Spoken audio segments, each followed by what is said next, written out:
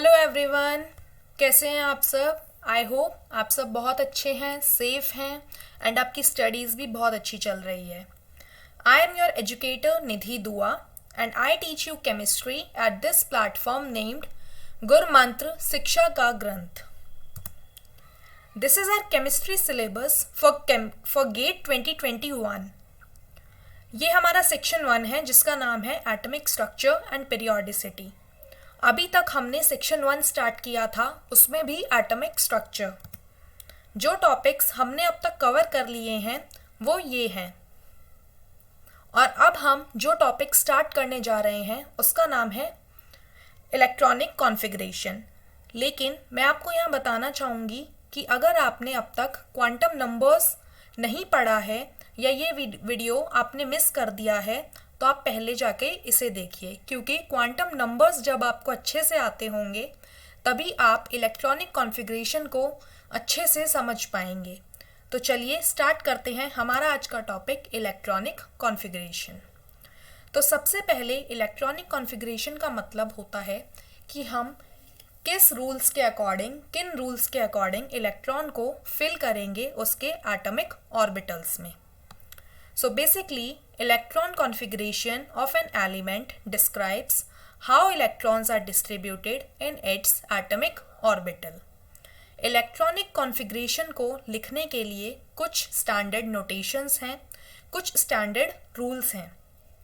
उन रूल्स को हम अभी पढ़ने जा रहे हैं। वो रूल्स हैं 4 टाइप के। सबसे पहला रूल जो है उसका नाम है आफबाउ प्रिंसिपल। आफबाउ प्रिंसिपल एक सीक्वेंस है, एक ऑर्डर है जिसके अंदर हमें रिलेटिव ऑर्डर पता चलता है एनर्जीज़ का। ये एनर्जीज़ होती हैं वेरियस सबशेल्स की। ये प्रिंसिपल कहता है the subshell with minimum energy is filled up first. इस प्रिंसिपल के अकॉर्डिंग जिस सबशेल की एनर्जी सबसे कम होगी उसे हमें सबसे पहले भरना है मतलब उसके अंदर हमें सबसे पहले इलेक्ट्रॉन को डालना है। When this subshell of the higher energy starts filling, the sequence in which various subshells are filled as, जिस सीक्वेंस के अंदर हमें सबशेल्स को फिल करना है इलेक्ट्रॉन की मदद से, वो सीक्वेंस ये है। सबसे पहला स्टार्टिंग पॉइंट है 1s। 1s से स्टार्ट करते हुए हम फर्दर सबशेल्स के अंदर एंटर करेंगे। सबसे पहले है 1s, फिर आता है 2s, देन आता है 2p, फिर आता है 3s, 3p, देन 4s, और ये सीरीज ऐसे आगे बढ़ती चली जाती है। सबसे इम्पॉर्टेंट बात ये है कि आपको ये सीरीज याद रखनी है। ये सीरीज आफबाउ प्रिंसिपल ने दी है। ये प्रिंसिपल बोलता है कि जो सबसे कम एनर्जी है जिस सबशेल की, उसे हमें सबसे पहले फिल करना है। Next is electronic configuration can be written by the following different methods. Electronic configuration को लिखने के 2 मेथड होते हैं। सबसे पहला मेथड आपको पता है, आफबाउ प्रिंसिपल के अकॉर्डिंग जो सीरीज उन्होंने दी थी, उनके प्रिंसिपल ने दी थी, वो है ये नंबर 1। यहाँ पे हम एक एग्जाम्पल लेके समझते हैं। जैसे कि हमें दिया हुआ है आयरन का इलेक्ट्रॉनिक कॉन्फ़िगरेशन लिखने के लिए हमें सबसे पहले आयरन का एटॉमिक नंबर पता होना चाहिए। आयरन का एटॉमिक नंबर होता है 26। अब आप ये जानते हैं एटॉमिक नंबर जितना होता है उतने ही किसी भी एलिमेंट के अंदर नंबर ऑफ इलेक्ट्रॉन्स होते हैं। इसका मतलब आयरन का एटॉमिक नंबर अगर 26 है तो उसके अंदर इलेक्ट्रॉन्स भी 26 हैं। और अब जब हमने आफबाउ प्रिंसिपल के अकॉर्डिंग आयरन का इलेक्ट्रॉनिक कॉन्फ़िगरेशन किया तो वो आया 1s2, 2s2, 2p6, 3s2, 3p6, 4s2 and 3d6। ये था आफबाउ के अकॉर्डिंग, जो कि बिल्कुल राइट कॉन्फ़िगरेशन है। यहाँ पे हम लिख भी देते हैं, ये है आफबाउ प्रिंसिपल के अकॉर्डिंग। नेक्स्ट है 1s2, 2s2, 2p6, 3s2, 3p6, 3d6 and 4s2। इस सेकेंड नंबर के कॉन्फ़िगरेशन से हमें पता चलता है कि हम कैसे पता करेंगे कि नंबर जो लास्ट का इलेक्ट्रॉन है या जितने भी शेल्स हैं उनकी नेमिंग कैसे की गई है। जैसा कि देखिए, हमने सबसे पहले आयरन का कॉन्फ़िगरेशन लिखा उसके इंक्रीजिंग प्रिंसिपल क्वांटम नंबर के अकॉर्डिंग। यह आपको दिख रहा है, सबसे पहले हमने लिया 1s2, फिर हमने 2s2 2p6, then 3s2 3p6 3d6। लेकिन आफ बाउ के अकॉर्डिंग आपको दिख रहा है कि 3s2 3p6 और 3d6 के बीच में 4s2 था, क्योंकि 3d6 की एनर्जी ज़्यादा होती है 4s2 से। लेकिन जो दूसरा मेथड था इलेक्ट्रॉनिक कॉन्फ़िगरेशन लिखने का, उसके अंदर हमें प्रिंसिपल क्वांटम नंबर के इंक्रीमेंट के अकॉर्डिंग लिखना था, तो इसीलिए हमने पहले 3d6 लिखा, फिर हमने लिखा 4s2। अब इस मेथड के अकॉर्डिंग जो लास्ट वाला शेल है उसे नाम दिया जाता है आउटर मोस्ट शेल, जिसके अंदर इलेक्ट्रॉन्स हैं 4s2, जिसके अंदर 2 इलेक्ट्रॉन्स हैं, और उसे नाम दिया गया n। जैसे ही आप 4s2 से अंदर की ओर बढ़ेंगे, मतलब कि 4s2 आपका आउटर मोस्ट शेल है, मतलब न्यूक्लियस से दूर है। अब जैसे ही आप आउटर मोस्ट शेल से इनर की तरफ बढ़ेंगे तो आपके पास सीरीज आती है 3s2 3p6 एंड 3d6, जिसे बोला जाता है पेनल्टीमेट शेल, या फिर उसे रिप्रेजेंट किया जाता है n-1 की मदद से। जैसे ही आप पेनल्टीमेट शेल से और अंदर की तरफ बढ़ेंगे, न्यूक्लियस के पास आएंगे 2s2 2p6, इसे बोला जा रहा है pre penultimate shell. Next rule जो हमारे पास है वो है n+l रूल। ये रूल स्टेट करता है कि जहाँ पे जिस भी n+l की वैल्यू लोएस्ट आएगी उस सबशेल को हमें सबसे पहले फिल करना है।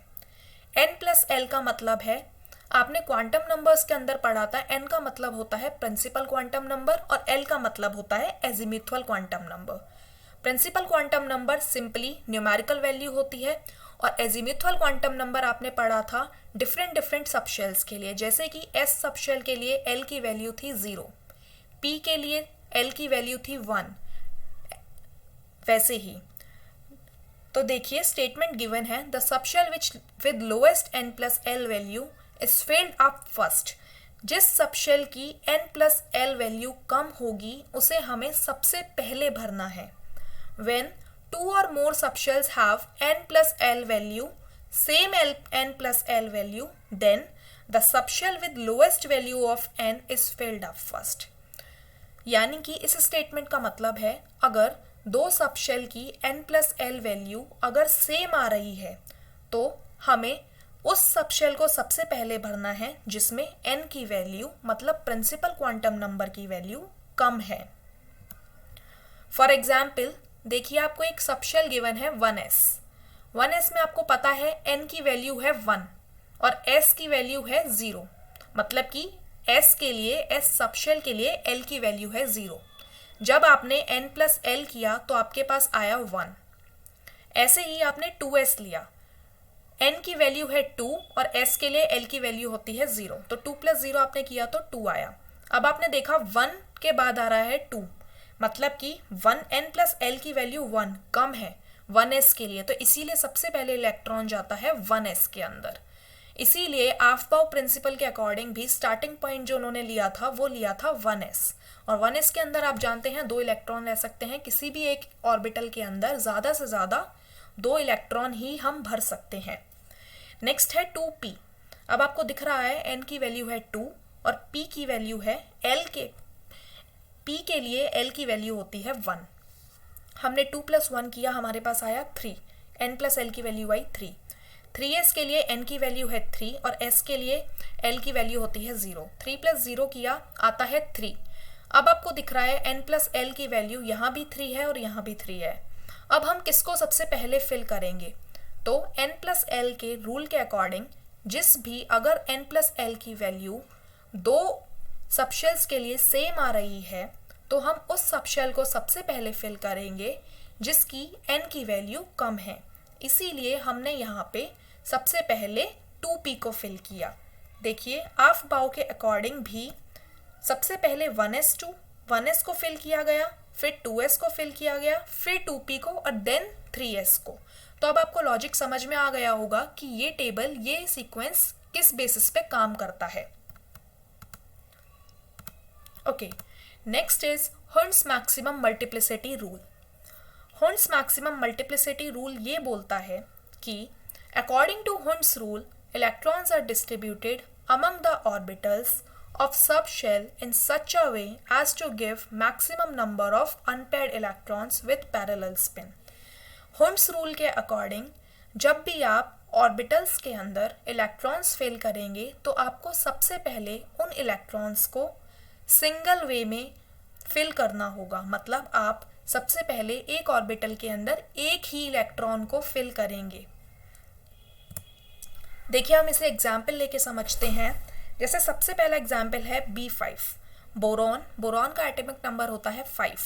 हमने इसका इलेक्ट्रॉनिक कॉन्फ़िगरेशन लिखा 1s2 2s2 एंड 2p1। अब हमें पता है s सबशेल के लिए एक ऑर्बिटल होता है। हमने एक ऑर्बिटल बना दिया। ये जो आपको बॉक्स दिख रहा है ये रिप्रेजेंट कर रहा है एक ऑर्बिटल। 2s2 के लिए भी हमने एक ऑर्बिटल बना दिया क्योंकि s है, s सबशेल के लिए भी एक ऑर्बिटल।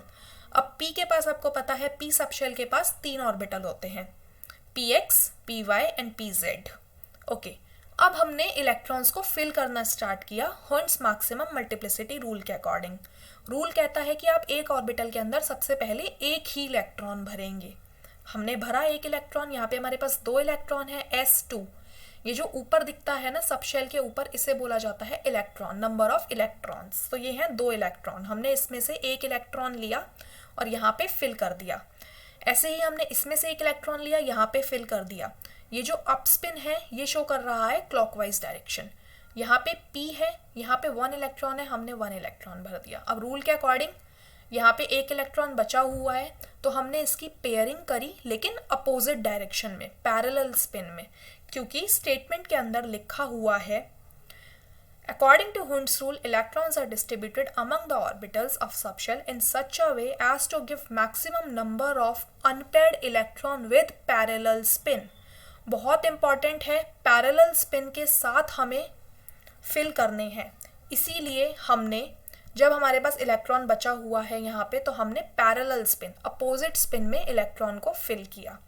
अब आपको दिख रहा है 5 इलेक्ट्रॉन है। ये arrows simply spin, simply number of electrons बता रहे हैं। यहाँ पे नंबर ऑफ इलेक्ट्रॉन्स है 2 + 2 + 1 5। यहाँ पे भी 1 2 3 4 एंड 5। एक और एग्जाम्पल लेते हैं। जैसे कि हमने एग्जाम्पल लिया ऑक्सीजन का। ऑक्सीजन का एटॉमिक नंबर है 8। हमने इलेक्ट्रॉनिक कॉन्फ़िगरेशन लिखी 1s2 2s2 and 2p4। Orbitals बनाए, s के पास 1, s के पास 1, p के पास 3। इलेक्ट्रॉन्स को फिल करना स्टार्ट किया। सबसे पहले इलेक्ट्रॉन एक इलेक्ट्रॉन फिल कर दिया। यहाँ पे एक किया, यहाँ पे एक, और यहाँ पे आपको दिख रहा है 3 ऑर्बिटल्स हैं और 4 इलेक्ट्रॉन्स हैं। तो सबसे पहले हमने 3 एक ऑर्बिटल के अंदर एक इलेक्ट्रॉन को डाल दिया। यहाँ पे सीधा, यहाँ पे अपस्पिन, यहाँ पे अपस्पिन। अब हम आए वापस हमारे नंबर 1 ऑर्बिटल पे। इसके अंदर एक इलेक्ट्रॉन लेफ्ट था, हमने यहाँ फिल कर दिया। यहाँ पे एक इलेक्ट्रॉन लेफ्ट था, हमने यहाँ फिल कर दिया। नेक्स्ट हम p वाले ऑर्बिटल पे गए, यहाँ पे भी एक इलेक्ट्रॉन फिल था, हमने यहाँ एक इलेक्ट्रॉन फिल कर दिया। तो यहाँ पे आपको दिख रहे होंगे 3 तो आपके पेयर्ड ऑर्बिटल हैं और 2 इलेक्ट्रॉन्स, एक इलेक्ट्रॉन और एक ये इलेक्ट्रॉन, ये दोनों आपके अनपेयर्ड हैं। इसीलिए ऑक्सीजन के पास 2 अनपेयर्ड इलेक्ट्रॉन्स होते हैं। नेक्स्ट प्रिंसिपल है पाउलीज एक्सक्लूशन प्रिंसिपल। ये प्रिंसिपल 1925 के अंदर पाउली नाम के साइंटिस्ट ने दिया था और उन्होंने अपने स्टेटमेंट में बताया कि एक ऑर्बिटल के पास मैक्सिमम टू मैक्सिमम 2 इलेक्ट्रॉन्स होते हैं जिनकी स्पिन अपोजिट होती है। और इनका मेन जो पोस्टुलेट था, मेन जो प्रिंसिपल था, वो ये बताता है कभी भी किसी भी एलिमेंट के पास या उसके इलेक्ट्रॉन्स के पास same set of quantum numbers नहीं होते। ये बहुत इंपॉर्टेंट है, कभी भी किसी भी एलिमेंट या इलेक्ट्रॉन के पास same set of quantum numbers नहीं होते। इसको समझने के लिए हम एग्जाम्पल ले सकते हैं कार्बन का। ये एलिमेंट है आपके पास, एलिमेंट के नीचे लिखा हुआ उसका एटॉमिक नंबर है और ये उसका मास नंबर है। एटॉमिक नंबर है 6, तो मतलब 6 इलेक्ट्रॉन्स हैं। हमने इलेक्ट्रॉनिक कॉन्फ़िगरेशन लिखी 1s2 2s2 and 2p2। Okay, अब हमने ऑर्बिटल्स बनाए इसके, ये आपको आता है। ऑर्बिटल्स बनाने के बाद हमने इलेक्ट्रॉन्स फिल किए। अब हमने n, l, m and s set of quantum numbers लिखा और हम पता करेंगे कि यहाँ पे सेट ऑफ क्वांटम नंबर्स क्या क्या हैं। 1s2 के लिए हमने जब सेट n की वैल्यू लिखी तो वो आई 1, आपको दिख रहा है। 2s2 के लिए n की वैल्यू है 2 एंड 2p2 के लिए भी n की वैल्यू है 2। l की वैल्यू लिखी जाए तो s के लिए आपको पता है l की वैल्यू होती है 0, इधर भी 2s2 है, s के लिए l की वैल्यू है 0, p के लिए l की वैल्यू होती है 1। Next is m, magnetic quantum number आपको पता है, मैग्नेटिक क्वांटम नंबर लाई करता है -L2 + L। अब आपको पता है अगर l की वैल्यू 0 है तो m की वैल्यू ऑब्वियसली 0 होनी है। यहाँ भी l की वैल्यू 0 है क्योंकि s है, और अगर l की वैल्यू 0 है तो m की वैल्यू भी 0 होगी। यहाँ पे p के लिए l की वैल्यू है 1, तो m के लिए वैल्यू होगी -1 to +1, दैट मीन्स -1 0 एंड +1। अब स्पिन क्वांटम नंबर, ये बहुत इंपॉर्टेंट है। जब आप हर्ट्ज मैक्सिमम मल्टीप्लिसिटी के अकॉर्डिंग ऑर्बिटल्स बनाएंगे तभी आपको स्पिन क्वांटम नंबर पता चलेगा। आपको पता है स्पिन क्वांटम नंबर हमें या तो अप स्पिन देता है या डाउन स्पिन देता है, उसमें भी वैल्यू या तो +½ होगी या -½ होगी या दोनों भी हो सकती हैं। तो देखिए जब आपने यहाँ पे ऑर्बिटल्स बनाए तो आपको दिख रहा है कि एक अप स्पिन है और एक डाउन स्पिन इलेक्ट्रॉन है, तो इसका मतलब स्पिन की वैल्यू अप स्पिन के लिए हुई +½ और डाउन स्पिन के लिए हुई -½ ऐसे ही 2s2 के लिए एक अप स्पिन है एक डाउन स्पिन है, मतलब एक +½ है और एक -½ है। अब यहाँ पे दोनों इलेक्ट्रॉन ऊपर जा रहे हैं, अप स्पिन है, तो अप स्पिन के लिए दोनों की वैल्यू हुई +½ एंड +½ आई होप आपको अच्छे से ये चारों रूल्स समझ में आए हुए होंगे। अब यहाँ पे बहुत इंपॉर्टेंट है exception of aufbau principle. Exception of aufbau principle ये भी इम्पॉर्टेंट है बहुत ज़्यादा एग्जाम के पॉइंट ऑफ व्यू से।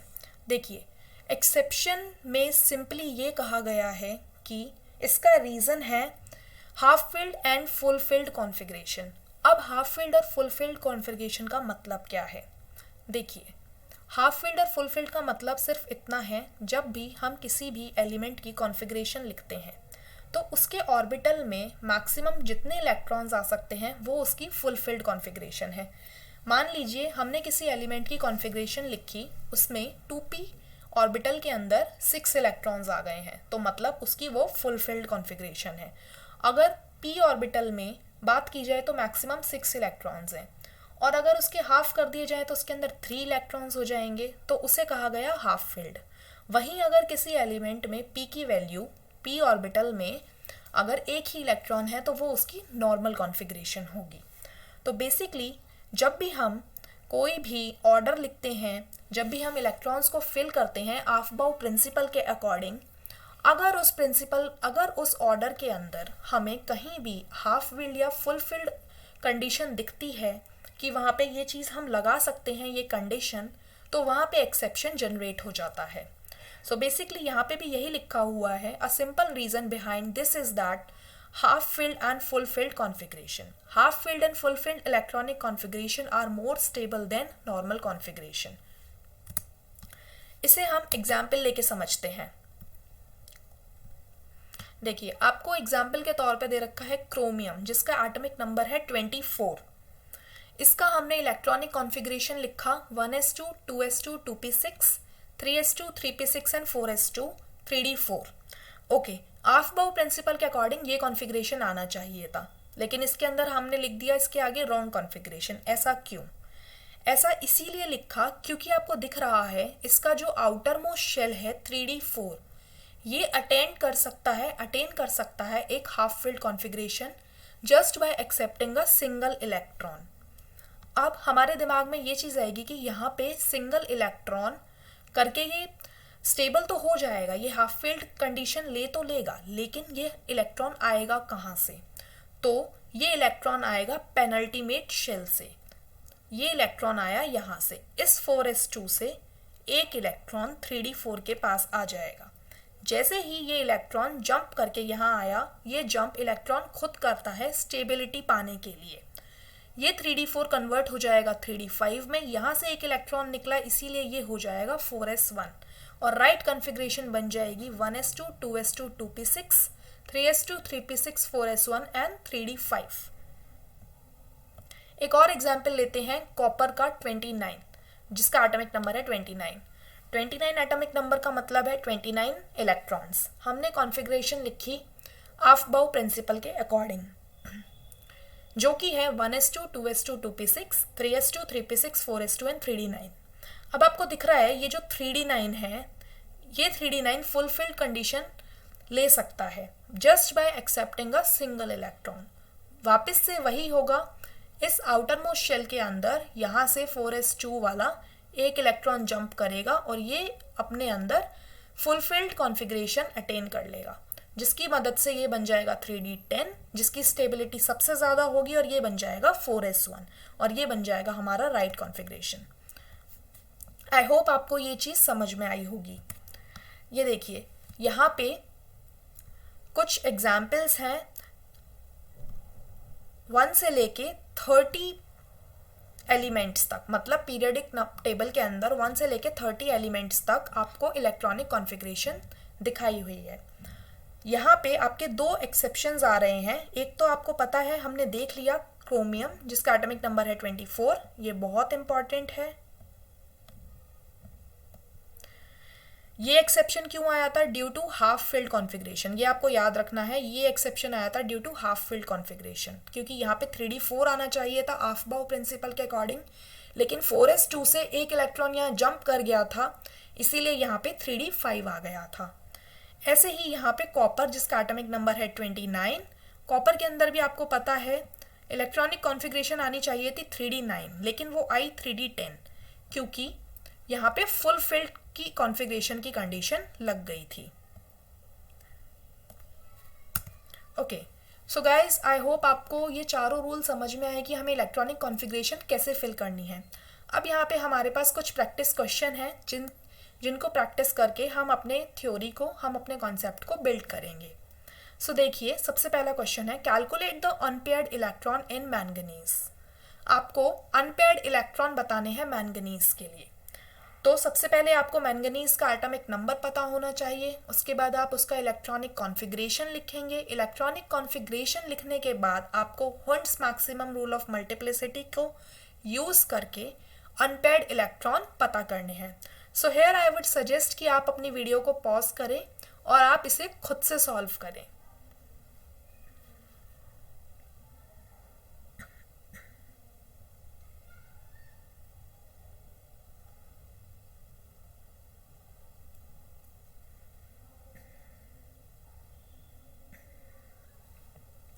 ओके गाइज, तो चलिए देखते हैं इस क्वेश्चन का सोल्यूशन। जैसा कि आपको पता है मैंगनीज का एटॉमिक नंबर होता है 25। मैंगनीज 25 के लिए हमने इलेक्ट्रॉनिक कॉन्फ़िगरेशन लिखी 1s2 2s2 2p6 3s2 3p6 4s2 and 3d5। अब आपको पता है आउटर मोस्ट शेल आ गया हमारे पास 3d5। हमने d के लिए ऑर्बिटल्स बनाए। हमारे पास d के लिए कितने ऑर्बिटल्स होते हैं? 5। पांचों ऑर्बिटल्स के अंदर हमने hertz maximum rule of multiplicity लगाया, जो हमें बोलता है कि हमें पांचों ऑर्बिटल के अंदर एक एक इलेक्ट्रॉन फिल करना है, क्योंकि यहाँ पे 5 इलेक्ट्रॉन्स हैं। हमने 5 ऑर्बिटल्स के अंदर एक एक इलेक्ट्रॉन फिल किया, तो हमें पता चला कि यहाँ पे कितने नंबर ऑफ अनपेयर्ड इलेक्ट्रॉन्स मिले हमें? 5। Next is when 4s orbital is complete the newly entering electron goes in 2।